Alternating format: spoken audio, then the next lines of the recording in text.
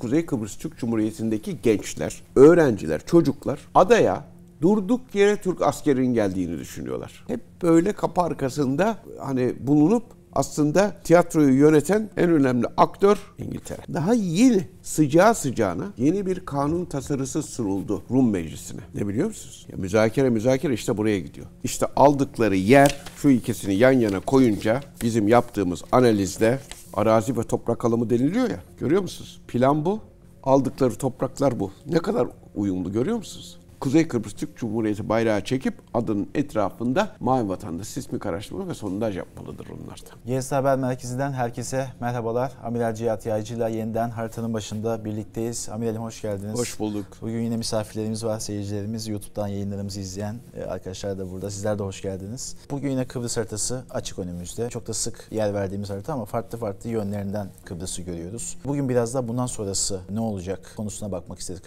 Kuzey Kıbrıs'taki yönetim değişiklikten sonra bize nasıl mesaj veriyor Kıbrıs? Nasıl okumalıyız statüsünü, durumunu, oradaki beklentiyi diye başlayabiliriz. Evet, şimdi bir kere Güney Kıbrıs'taki Rum gazetelerinde bugünlerde çıkan haberlerde bu yeni dönemde yeniden müzakerelerin başlayacağı ve karşılıklı müzakerelerin başlayacağı umudu var. Öyle bir beklentileri var. Yunanlıların da böyle beklentileri var. Aynı zamanda da Birleşmiş Milletler Genel Sekreterinin Kıbrıs temsilcisi de 2 Kasım'da işte adaya geliyor. O adada görüşmeler yapıyor falan. Müzakereler yeniden başlasın diye. Bir kere yeni müzakere ne? Müzakere ne? Neyin müzakeresi? Bizi izleyenler şöyle düşünebilir. Ya neden müzakereden kaçıyorsunuz? Şimdi bir kere birkaç algıyı yıkalım. Kıbrıs meselesi Türkler ve Türkiye için adanın 1974 öncesinde 1963 ile 74 arasında adanın %30'unda yaşayan Türklerin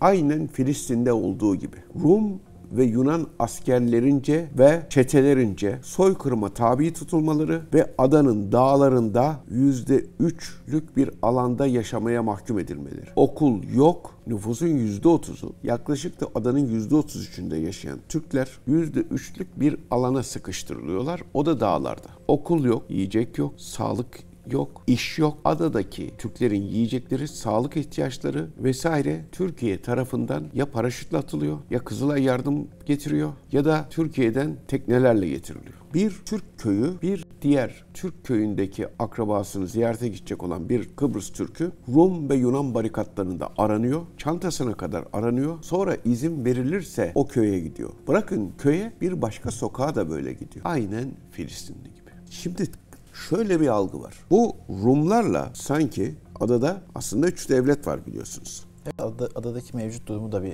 aslında bakabiliriz. Burası KKTC. Değil mi? Burası GKRY, Rum kesimi, Güney Kıbrıs Rum yönetimi. Aslında adada, şurada da İngiltere var. İngiltere ne yapıyor şu an mevcutta? Burası İngiltere'nin toprağı. Ya bu adada 3 tane devlet var. GKRY yönetim ama hani bir süje olarak düşünürsek. Kuzey Kıbrıs Türk Cumhuriyeti ve İngiltere. Yani adada aslında normalde de İngiltere var. Yani bunlar ne kadar Kuzey Kıbrıs Türk Cumhuriyeti'ni yok saysalar da adanın tek temsilcisi biziz deseler de öyle değil gerçekten. Resmi olarak İngiliz üsleri değil bunlar. İngiliz topraklarındaki üsler. Akrotiri ve Dikella. Bunlar İngiliz toprakları. Tamam. Şimdi burası o yüzden İngiltere hiç piyasada görünmüyor. Sahnede de hiç görünmüyor. O buraları almış, burada toprakları var, seyrediyor. Yani bir kere şu algıyı yıkalım. Güney Kıbrıs'ta İngiliz üsleri var. Hayır, Güney Kıbrıs'ta İngiliz üsleri yok. İngiliz üsleri adadaki İngiliz topraklarında. Ya dünyadaki diğer üs kullanım örnekleri gibi değil herhalde. Değil, toprağı bu. Yani 1960 Kıbrıs Cumhuriyeti'nin kurulması esnasında İngiliz topraklar ayrılıyor. Buralar bizim deniliyor ve burada üs kuruluyor. Bu topraklar bizim. Yani bu topraklarda İngiliz hukuku geçerli. Ya burada bir suç işledi mi? Ya buraya Güney Kıbrıs Rum yönetimi müdahale edemiyor. Askerini, polisini sokamıyor. Böyle bir şey yok. Burası İngiltere'nin. Bunu bir kere çok iyi bilmek lazım. Hep böyle kapı arkasında hani bulunup aslında tiyatroyu yöneten en önemli aktör İngiltere. Peki adanın statüsüne dair bir güncelleme gündeme geldiğinde ya da müzakereler gündeme geldiğinde İngiltere hiç ben bu topraklardan vazgeçmem. Bunları hiç karıştırmayın. Siz kendi aranızda ne haliniz varsa görün diyor. Şimdi bir kere müzakereler adanın tekrar Kıbrıs Cumhuriyeti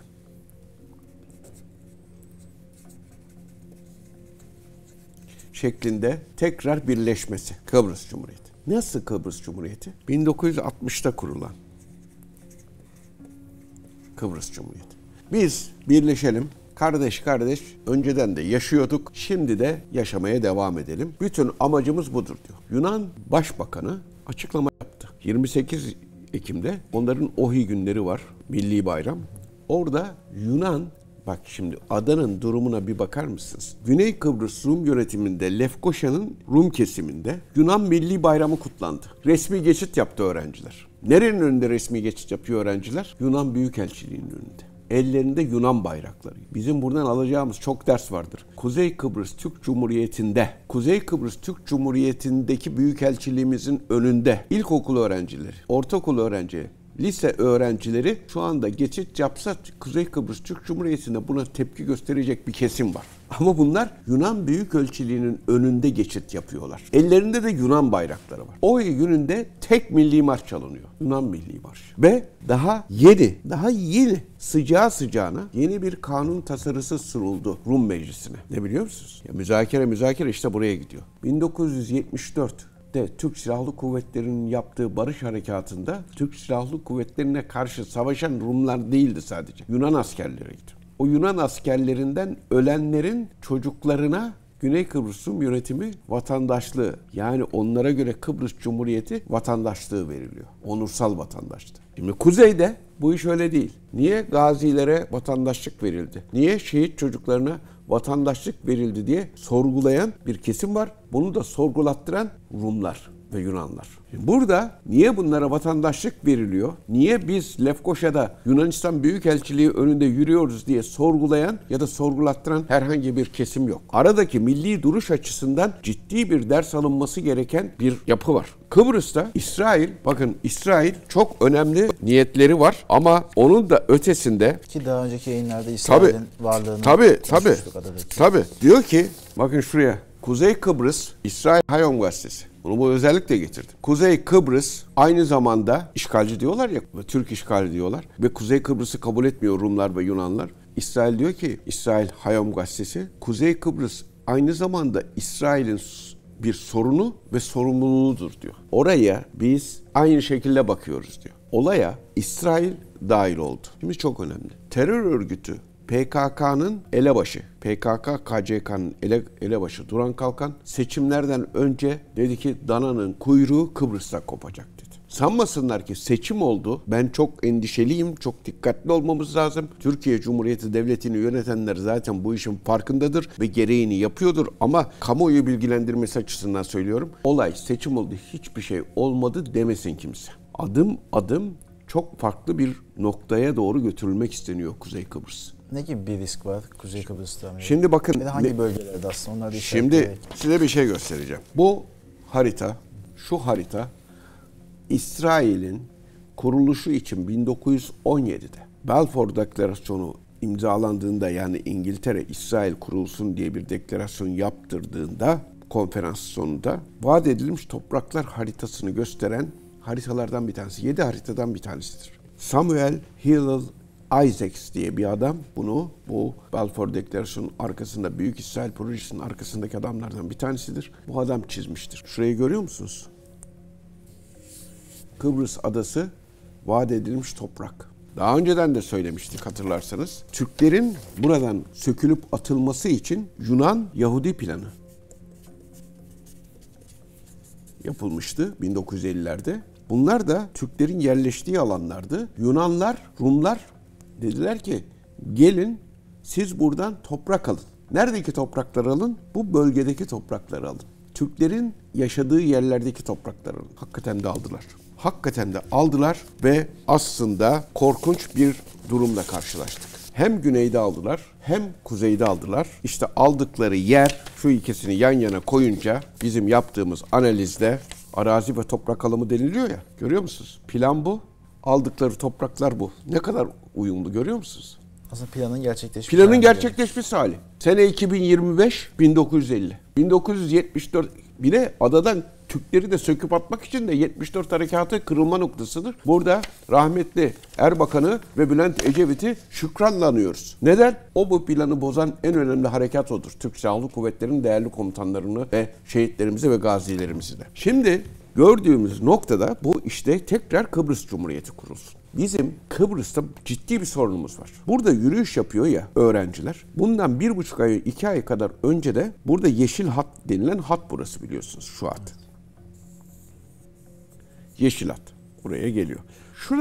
Şuraya lise öğrencileri, bütün lise öğrencileri Lefkoşa'daki yeşil hatta bölgesine geldiler ve Türkler defolun dediler. Ada Yunan'dır dediler. İşgalci Türkler dediler. Öğrenciler yürüyüş yaptılar. Siz bir tane Kuzey Kıbrıs Türk Cumhuriyeti'ndeki liselilerin buraya yürüyüş yaptığını duydunuz mu? Arada çok ciddi bir milli eğitim farkı var. Sanki yeni gençler, Kuzey Kıbrıs Türk Cumhuriyeti'ndeki gençler, öğrenciler, çocuklar adaya durduk yere Türk askerinin geldiğini düşünüyorlar. Ne o eziyetleri hatırlıyorlar ne başka bir şey hatırlıyorlar. Müfredatta da Kıbrıs'taki Türk mücadelesi yok. Neden? Çok az. Sebebi ne biliyor musunuz? Burada sendika var. Talim Terbiye Kurulu'nda. Sendika üye. Öğretmenler Sendikası. Öğretmenler Sendikası Rumlar ve Avrupa Birliği tarafından fonlanıyor. Türk Öğretmenler Sendikası. İstemiyorlar. Rum'a düşmanlık olurmuş. Yunan'a düşmanlık olur. Bunlar ne düşmanlığı? Adam hatırla, tarihini hatırla. Ona göre tedbirli ol, devletine sahip çık. Mesele düşmanlık değil. Mesele devletine sahip çıkmasınlar. Mesele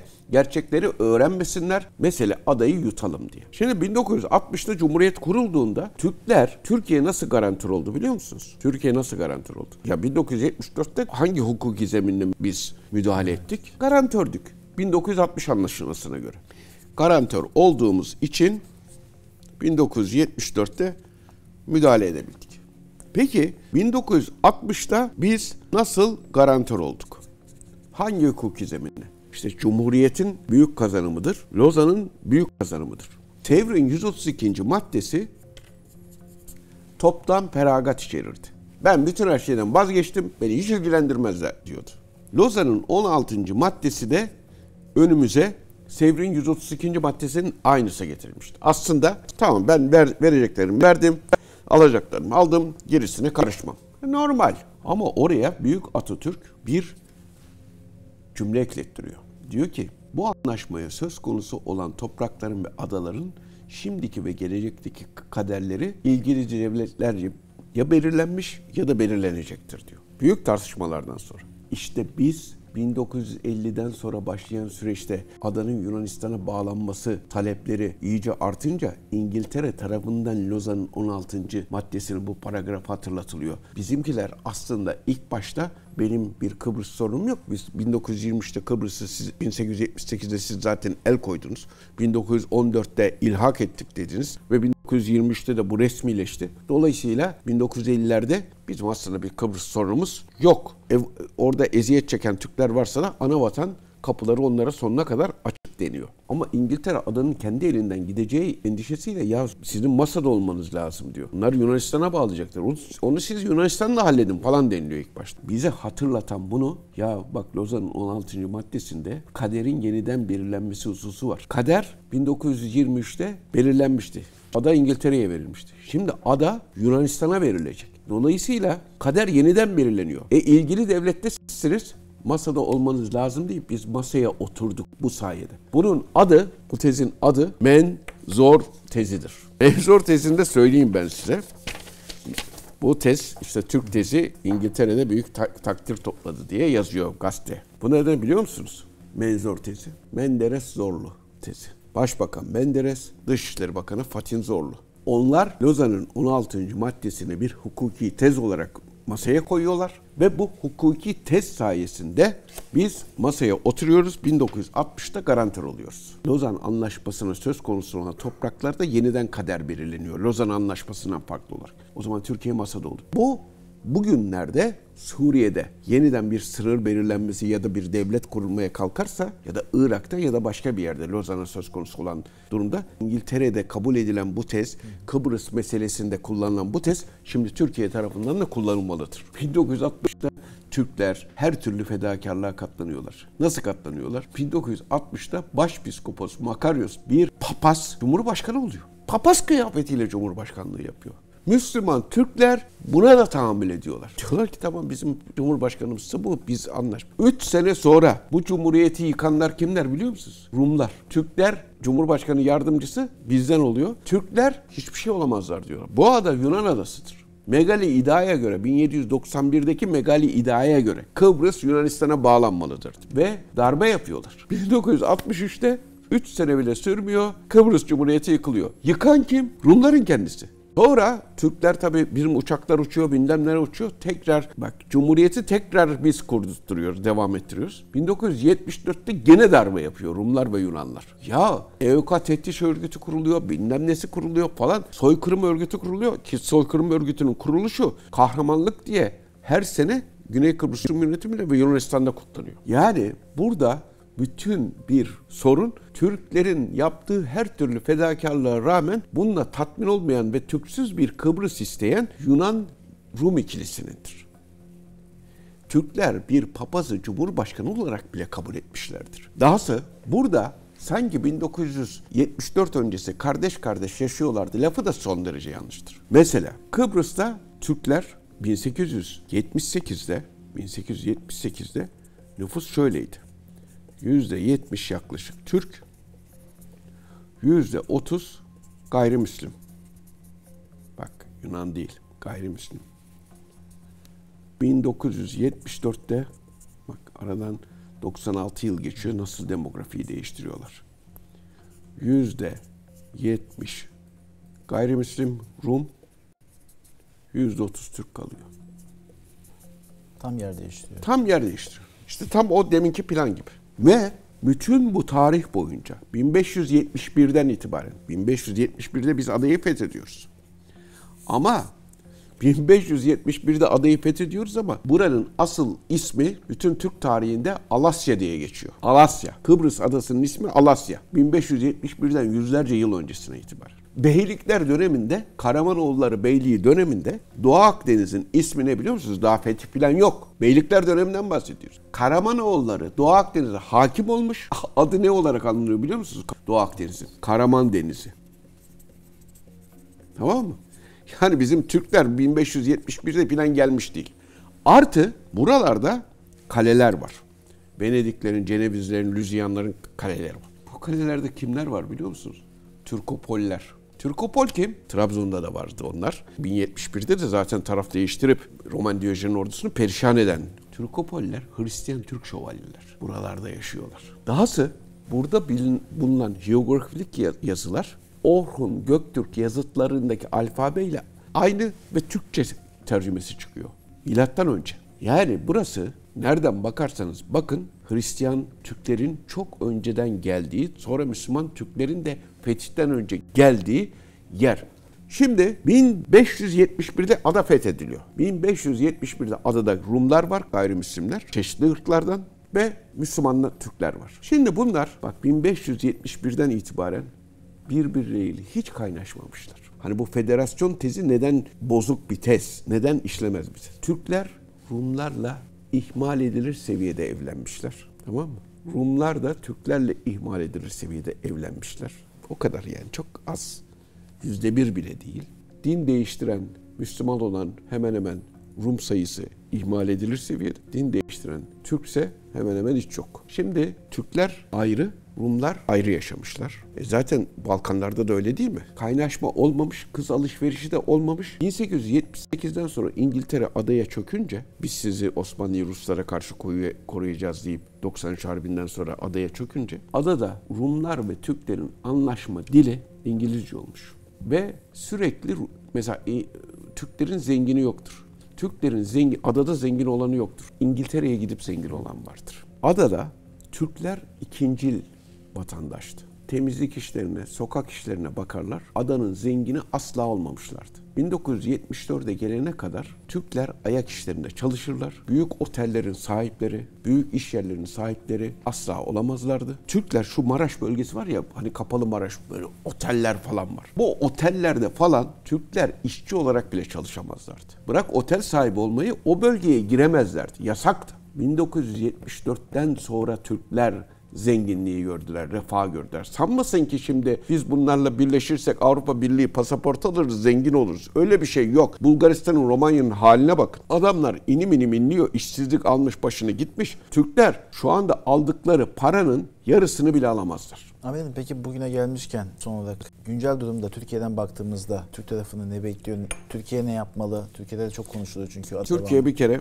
iki devlet, yani Kuzey Kıbrıs Türk Cumhuriyeti'nin kapısına kilit vurup da kilidini, anahtarını getirip Yunan Rum'a vermemelidir. Vereceğini de düşünmüyorum. Çünkü Sayın Cumhurbaşkanı Birleşmiş Milletler Genel Kurulu'nda artık kafamız net dedi. Federasyon yok dedi. Seçim ne olursa olsun, sonucu ne olursa olsun. Bugüne kadar da zaten farklı bir sürü adam seçildi. Türkiye ne derse olur. Artı oradakilerin ne istediğinden ziyade Türkiye'nin ne istediği önemlidir. Neden? Çünkü biz Kuzey Kıbrıs Türkiye Cumhuriyeti için, Kıbrıs Türk'ü için 50 sene en ağır ambargoları yaşadık. Siz hatırlamazsınız ama yaşı yetenler hatırlar. Sanayi kuyruklarına Kıbrıs yüzünden girdik ambargoda. Uçaklarımız, gemilerimiz uçamaz hale geldi mazot yedek parça olmadığı için. Arabalar çalışmaz hale geldi. Petrol, mazot kuyrukları, tüp kuyrukları yaşadık. Hep Kıbrıs için. 50 yıl bu Türk milleti Kıbrıs için bir sürü inanılmaz fedakarlıklar yaptı. İnanılmaz acılar çekti ama Kıbrıs'tan vazgeçmedi. Şimdi de vazgeçmeyecek. Oradakiler ne isterse istesin. Lozan'ın 16. maddesi orada olduğu sürece, Kıbrıs bir batmayan uçak gemisi olduğu sürece, herkesin burada gözü olduğu sürece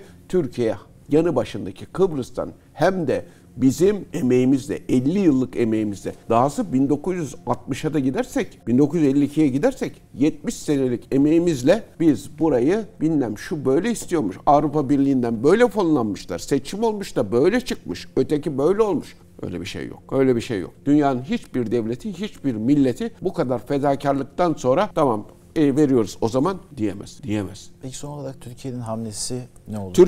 Türkiye bir kere Türk Devletler Teşkilatı'nda Kuzey Kıbrıs Türk Cumhuriyeti'nin bir kere yerini daha da arttırmalı, asli üye yapmaya çalışmalıdır. Artı Sayın Cumhurbaşkanı'nın ifade ettiği gibi tanınması yolunda çağrılara devam etmeli ve tanınmasını sağlamalıdır. Buradaki müzakerelerin iki devletli çözümden başka bir çözüm olmadığı vurgulanarak onu kabul ediyorsanız müzakere ederiz denmelidir. Top çevrilmemeli, insanlar tekrar müzakere masasına oturarak Türkiye'nin inandırıcılığını kaybettirmemelidir. Türkiye iki devletli çözüm olmadığı sürece biz bu konuyu konuşmayız demiştir. O zaman iki devletli çözüm olduğunu kabul ederse Yunan ve Rum kesimi, bu aralarındaki ilişki nasıl kurulacak onu ifade edecek bir müzakere olduklarını kabul ederlerse ancak oturabilirler. Yoksa Türkiye'nin dış politikada saygınlığı çok ciddi darbe yer. Aynı zamanda Türk dünyasında yer, aynı zamanda Türk milletinin içinde yer. Olmaz. O yüzden Kuzey Kıbrıs Türk Cumhuriyeti'ne sismik araştırma ve sondaj gemilerini de vermek lazımdır. Kuzey Kıbrıs Türk Cumhuriyeti bayrağı çekip adının etrafında Mavi Vatan'da sismik araştırma ve sondaj yapmalıdır onlar da. Teşekkürler. Ben teşekkür ederim.